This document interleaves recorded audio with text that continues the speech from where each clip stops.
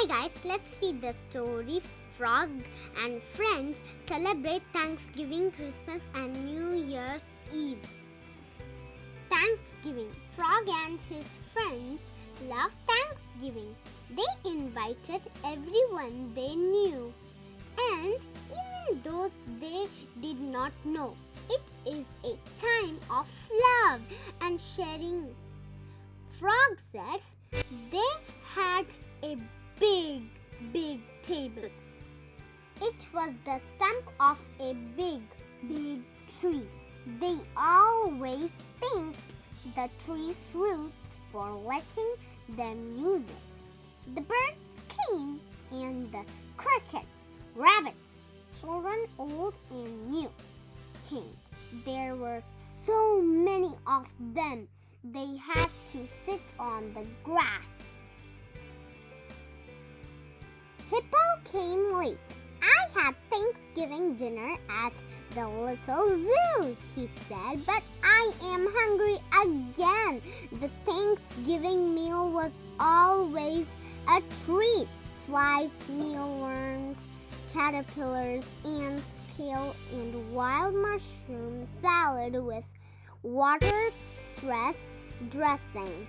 They had ferns and soft grass for Hippo to begin. They held paws and feet and claws. Then Frog stood.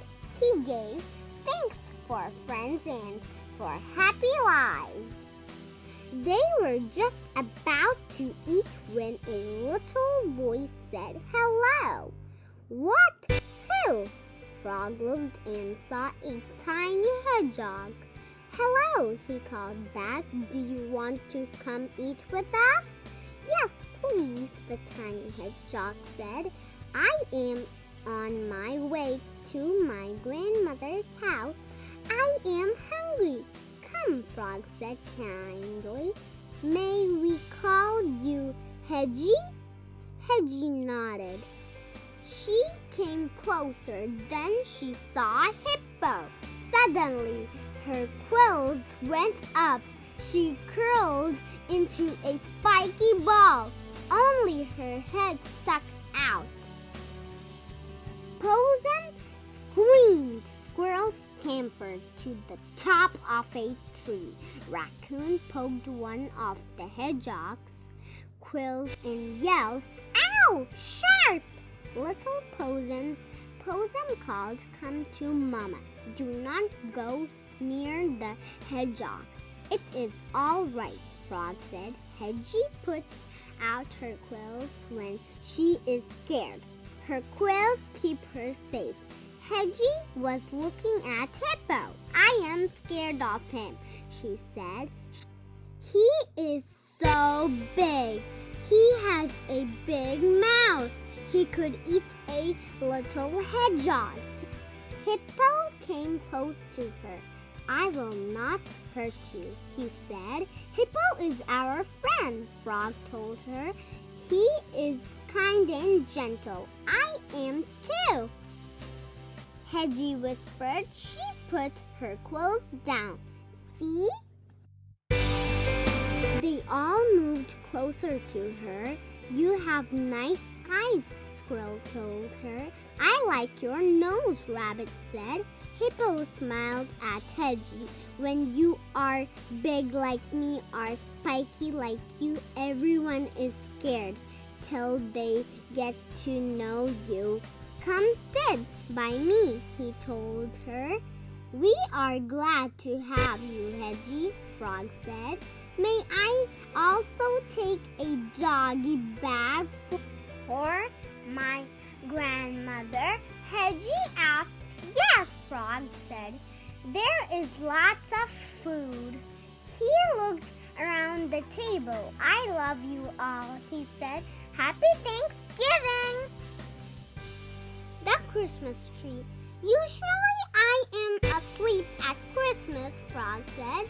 "I hibernate, but I would like to be awake this Christmas. It sounds like fun. Will you waken me?" Little jumping mouse clapped her paws. "Of course!" Last year I was alone at Christmas. It was not so merry, but now I have friends. She blew kisses all around. Will you tell us about Christmas trees, Jumping Mouse? Raccoon asked. I have heard of them. Little Jumping Mouse perked up her ears. She liked to be asked. Frog and Raccoon and Squirrel and Possum and Rabbit and Chameleon felt lucky to have her for a friend. Little Jumping Mouse knew a lot.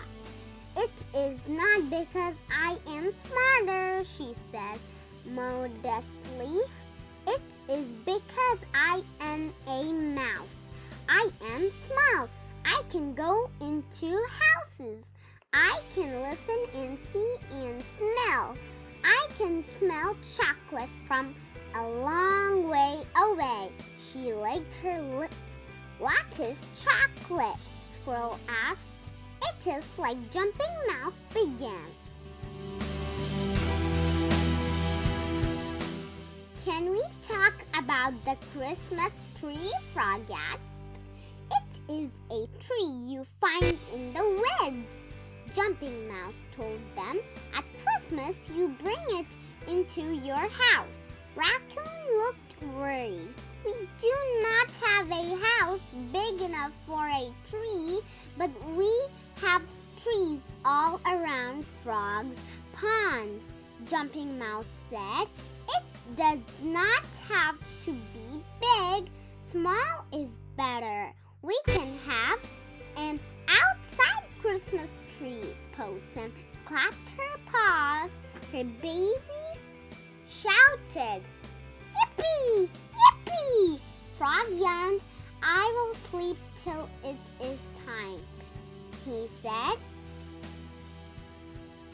On the day before Christmas, they wakened him. Together they chose the perfect tree. Frog stretched.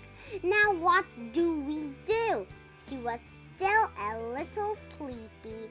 We make the tree pretty, Little Jumping Mouse told them. Everyone come tonight. Bring something pretty to hang on our tree, Frog said. Chameleon ran to pet the tree and turned a lovely shade of green. I feel like Christmas already, he said. That night they met by their tree. Squirrel brought a chain of acorns he had strung. He hung it on a branch. Lovely, his friend said. Possum brought some red knitted balls she and one of her little possums had made. Lovely, her friend said. Raccoon brought an orange she had taken from Mr. Black's yard. Lovely, they all said. We can share it after Christmas, Raccoon told them. Little Jumping Mouse brought something that was flat and golden. It is a square of chocolate, she said. It is covered with gold paper. We can share it too after Christmas. Chameleon brought red berries from a holly bush. Rabbit brought a bright orange carrot with a ferny top. Lovely, they said. Frog brought the lid off an empty can. Someone threw it away, he said. It shone silver in the moonlight. Lovely, they told him. Then they lay on their bellies around their tree. There is one thing missing, Little Jumping Mouse said. There must always be a star on top of a Christmas tree. Oh dear, oh no. Wait, Frog pointed up. In the sky below the moon, a star hung. It was right above their tree. So lovely, they whispered. Then they all stood and held hands and sang Old MacDonald Had a Farm, while the night and the moon and the Christmas star listened. New Year's Eve, Frog and his friends were playing a game of tag when little Jumping Mouse rushed over to them. I have news, she said. Frog could tell she was excited. Her nose twitched, her whiskers quivered. News? Frog asked, and he and his friends sat down to listen. They loved mouse news. Little Jumping Mouse was good at slipping into people's houses. She was good at listening and telling. She sat down next to Frog. Two girls were talking. Jumping Mouse said, I listened. They said New Year's Day is tomorrow and tonight is New Year's Eve. They said this is the best night of the whole year. Better than Christmas Eve, Raccoon asked. Well, no, but almost as good, Jumping Mouse said. Everybody wears a funny hat at the sound of the big bell. They toss their hats into the air. That is the start of the new year. I have heard the big bell, Frog said. I didn't know what it meant. On New Year's Eve, they danced. Jumping Mouse went on. They sing, they party, they listen for the bell. The little possums jumped up and down and turned somersaults. Party, party, party, they shouted. Rabbit clapped her paws. We all love parties. Her babies joined in. Yes, yes, yes. There's more, Jumping Mouse said. New Year's Day is fun too. The old year is over. Everyone is happy. Frog frowned. Why? I like the old year. Well, on New Year's Day, you promised to change. You promised to be better, Jumping Mouse told them. What if we don't want to change? Squirrel asked. I don't want to, Raccoon said. I like me the way I am. We like you the way you are too, Rabbit said. And I don't want to change, she added. What if my little rabbits didn't know me anymore? The little rabbits began to cry. Don't change, Mama, don't. I won't, Rabbit said, and pulled them close to her. Frog and his friends looked at each other. Who wants to change? Frog asked. Not a single paw or claw or foot went up. Who wants their friends to change? Not a single paw or claw or foot went up. Little Jumping Mouse hung her head. I thought this would be good, she said. It is good, Frog said. Super good. We like us the way we are. That makes us real, true friends. They ran to hug each other. So Frog said, let's forget New Year's Day. We don't have to do everything people do. Who would like to have a New Year's Eve? Nobody changes party. Every paw and claw and foot went up. They were busy the rest of the day making party hats. At night they met again. There were hats of all kinds: leaf hats, water lily hats, tin can hats, fern hats, bird's nest hats.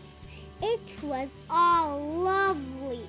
They played ring around the rosy. Sometimes their hats fell off. Squirrel lent his tin can hat so they could play kick the can. They sang and danced the Hickory Poo while the moonlight danced in the bare tree branches. When the big bell rang for New Year's Day, none of them heard it. They lay curled together the way real true friends do, all of them content, all of them fast asleep. If you guys like the video, like, comment, share, and subscribe this Read Aloud.